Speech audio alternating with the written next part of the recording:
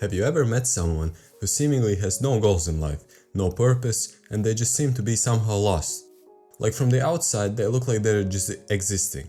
They wake up, they do the basic tasks of everyday life, maybe go to school, maybe go to work, maybe talk to people a little bit, but there's no real spark in them, no obvious passion, no big dream that they are chasing, no clear direction. And maybe at first you judge them a little bit. Not in a hateful way, but you just kind of assume that they are lazy, or boring, or that they simply do not care enough about life. But then one day, you actually take the chance to talk with them, you get to know them better, maybe you become friends, maybe you spend enough time around them to see what is actually inside their head. And then you start to notice something strange. They're not stupid, they're not empty, they're not boring at all. They actually seem brilliant in many ways. They understand things quickly, they notice things other people miss. They can solve problems without much effort. They can talk about deep topics like it is nothing.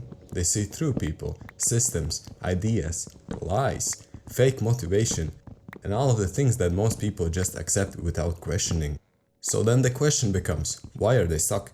If they are so smart, why are they not doing something huge with their life? Why are they not using all that talent? Why did this happen? And what could have been the reason? Throughout my childhood, I was always kind of pressured by my parents to be the academic weapon.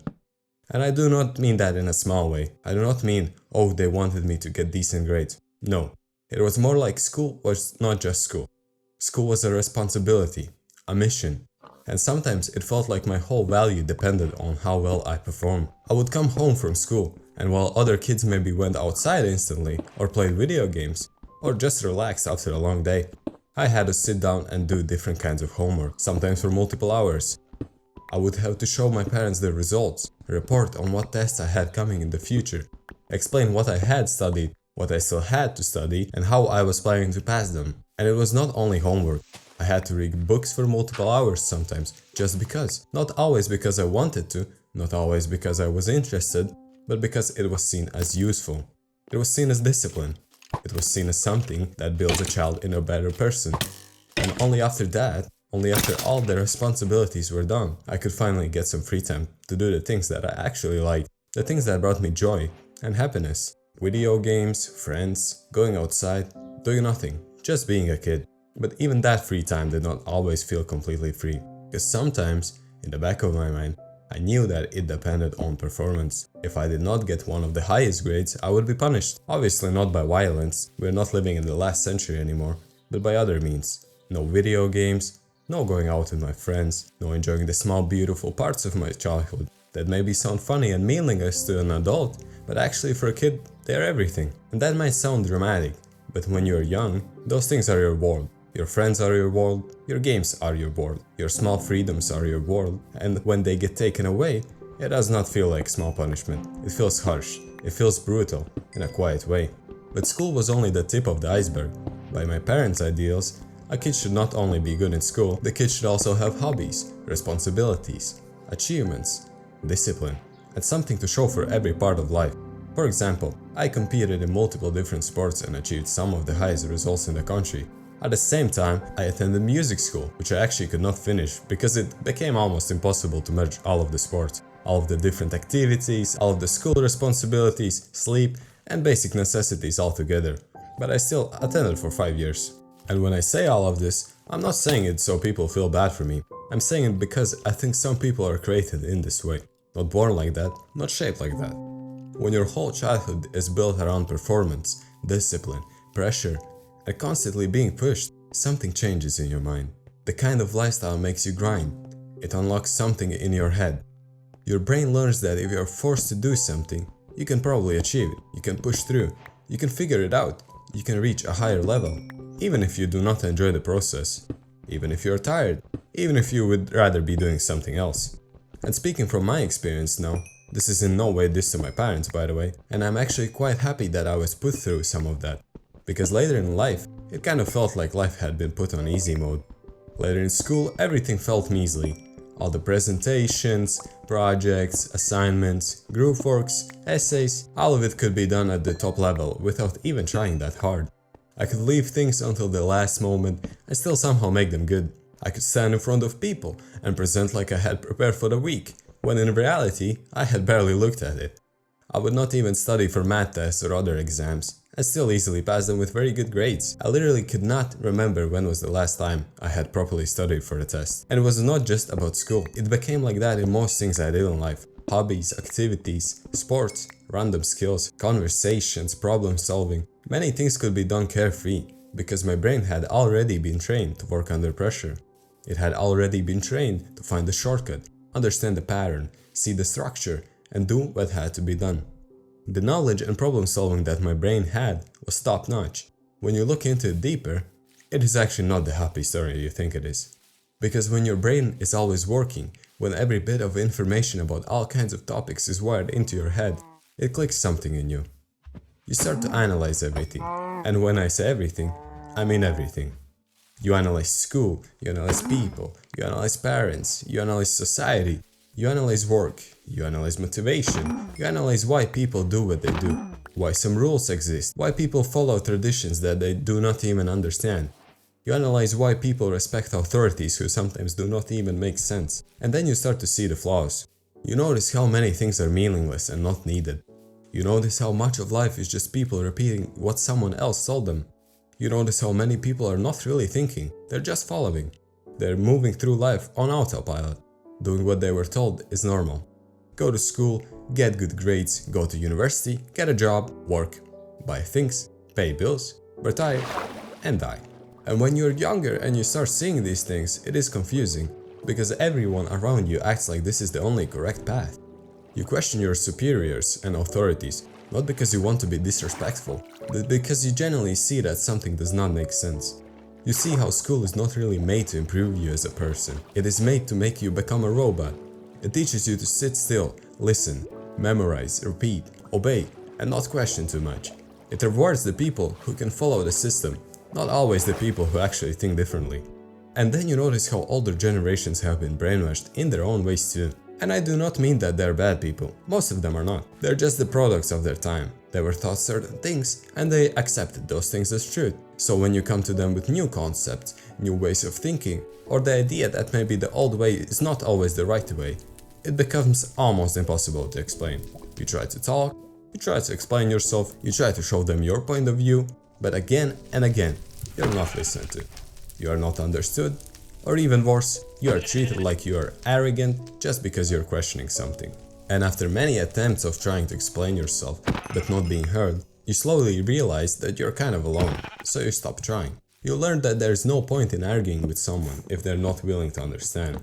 You learn that if someone has not experienced it themselves, they will probably not understand your point. You learn that sometimes explaining yourself only drains you and changes nothing. So you become quiet. Not because you have nothing to say, but because you have already said it in your head 1,000 times. You also start to realize that if you do just these few basic things, you can get on with life without any big problems. You can pass, you can survive, you can look normal enough from the outside. And then another thought comes in. If you do not try hard your way through life, you might still end up the same, or even better, than someone who gave everything. Because in the end, at some point in life, no one will know or remember that you existed. And that thought kind of changes a person, because once you really feel that, not just hear it, but feel it, life becomes strange. You start thinking, what is the point of all this? What is the point of being the best? What is the point of getting the highest grade? What is the point of making everyone proud? What is the point of grinding every day if the ending is same for everyone? And this is where it can become dangerous. Not dangerous in a violent way, but dangerous for your soul. Dangerous for your motivation, for your ability to feel excited about anything. For me, I attended university mainly because of the pressure from my parents. And honestly, I could have gone through it without trying too hard. I probably could have passed those studying years. I knew that. It was not that I felt incapable. Actually, it was the opposite. I knew I could do it, but I could not see where it would get me in life. I looked at the road ahead and it felt dark, boring, and usual. It felt like I was walking to the same life that everyone else had already accepted. A life that maybe looks good on paper, but feels empty in the soul. And I thought to myself, is this really what I want my life to look like in 10 years' time? Wake up tired, go to work, come home tired, wait for the weekend, repeat. Buy things to feel better, go on a vacation once in a while to escape the life I built myself, and then act like this is success. It did not feel right, and the same thing started happening with my hobbies. Every hobby would get kind of meaningless after a little while. You start going to the gym, You see some progress, you feel good for a bit, you get stronger, you look a little better, people maybe notice, and then suddenly the thought comes in again. Why am I doing this? Why should I care so much about building this body if one day I'm going to end up in a grave anyway? Alone? Cold? 10 feet under the ground? And I know that sounds dark, but that is the kind of thought process that happens when your brain does not turn off. You can ruin almost anything by thinking too deeply about it. You can ruin success, you can ruin love, you can ruin hobbies, you can ruin fun. You can ruin your own happiness by trying to understand the meaning behind every single thing. And in this stage, you become the person I asked about in the beginning. The person who seems like a genius, who can do everything in easy mode and somehow get away with it, but at the same time is completely lost. No purpose, no goals, no clear direction. Not because they're incapable, but because they understand too much and feel too little excitement from the normal things people are supposed to chase. They do the basic tasks of everyday life. They exist, they survive, they maybe even look fine from the outside. But if you do not get to know them on a deeper level, if you do not hear their full story, they seem boring, lazy, unmotivated, maybe even wasted potential. But behind that, there's a whole world in their head. A world full of thoughts, questions, pressure, memories, and silent battles that most people will never see. So what comes after this stage for this kind of individual? I believe there are two paths. The first path is that they stay like this for the rest of their lives. They keep wasting their precious years. They continue to tell themselves that nothing matters, so why try? They continue to live safely, quietly, and without risk. They avoid pain, but they also avoid joy. They avoid failure, but they also avoid the possibility of something beautiful happening. And slowly life passes. Days become weeks, weeks become months, months become years. And one day they wake up and realize that they were so busy thinking about the meaning of life that they forgot to actually live it. But then there is the second option.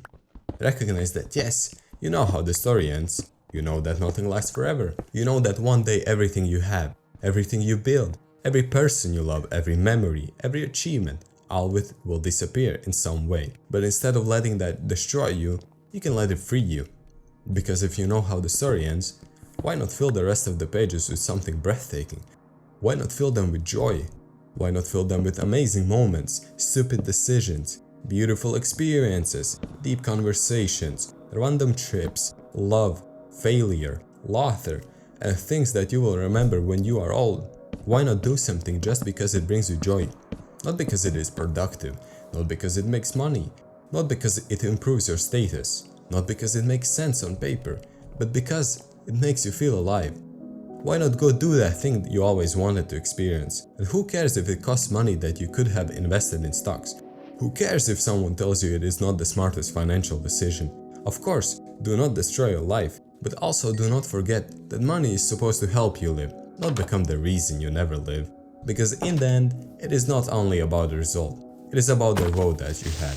So relax. Go on that trip that you have always thought about. Go talk to that goal you are always eyeing.